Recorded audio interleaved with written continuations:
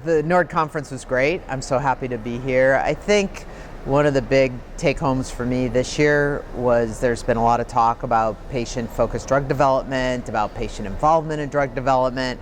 What does that mean for our diseases? For Tay-Sachs, Canavan, GM1, Sandhoff, there are no treatments. They're always fatal in children, and they're progressively debilitating in adults. So we haven't had that opportunity to have any drugs developed, to be in front of the FDA yet. So I'm always wondering, what does this really mean? And I think I got a much clearer sense. I sat in the FDA session this morning and spoke with Dr. Teresa Mullins about what can we do at this point, and the idea that the FDA really does want to know what kind of treatment would be meaningful to our families, to start doing that kind of research in a systematic way so that when we do get to a treatment that it would be really helpful. So that was great to learn about.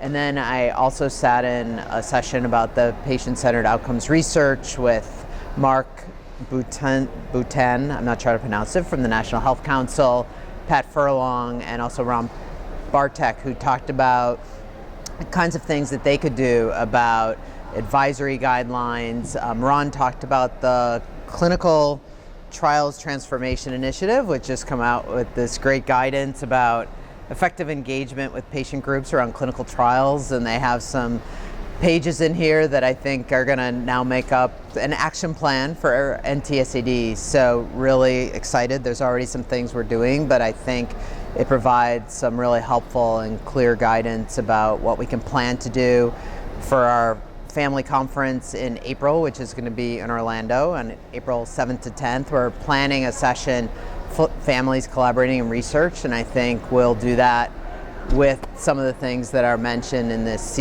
CTTI information. So that's been great. I've also had a chance to talk to people here about our upcoming Imagine and Believe event. It's our annual gala in Boston to benefit our families, to the work that we do to support our families year-round and the research that we fund. So we're very excited. We're going to be honoring Bob Coughlin, who's the president and CEO of MassBio. He's someone who really gets rare diseases because he has a young son with cystic fibrosis. So he's very involved in advocacy, working closely with industry, scientists, patients to really advance the field. So there's still time to RSVP. Information's on our website, ntsad.org. It's Thursday night, November 5th at the Royal Sonesta in Cambridge, and I hope to see you there.